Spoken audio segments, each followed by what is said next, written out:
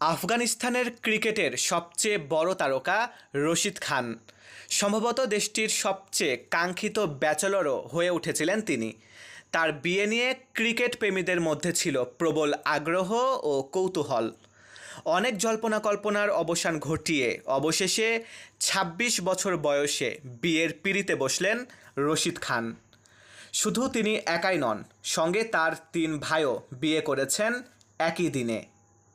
বৃহস্পতিবার ৩ অক্টোবর আফগানিস্তানের রাজধানী কাবুলের ইম্পেরিয়াল কন্টিনেন্টাল হোটেলে বিয়ে হয় রশিদের।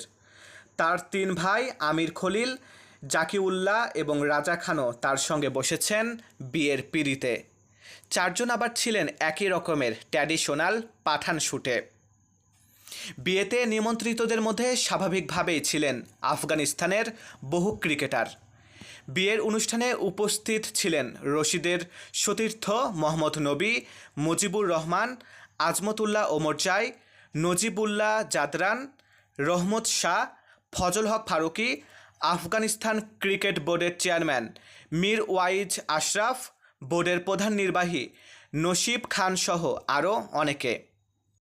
বেশ কয়েকটি সংবাদ মাধ্যমের খবর অনুযায়ী পশতুন রীতি অনুযায়ী বিয়ে করেছেন রশিদ ও তার ৩ ভাই, তবে তাদের স্ত্রীদের নাম পরিচয় জানা যায়নি। রশিদের বিয়ে উপলক্ষে হোটেলের ভেতরে ও বাইরে ছিল কড়া নিরাপত্তা। এদিকে রশিদ খান ও তার ভাইদের সঙ্গে তোলা একাধিক ছবি সামাজিক যোগাযোগ মাধ্যমে প্রকাশ করেছেন মোহাম্মদ নবী।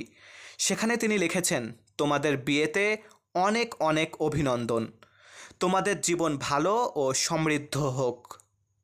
এছাড়া অসংখ্য ভক্তরাও জানিয়েছেন শুভকামনা। মারুফ হাসান বিশাল, বাংলার ১০।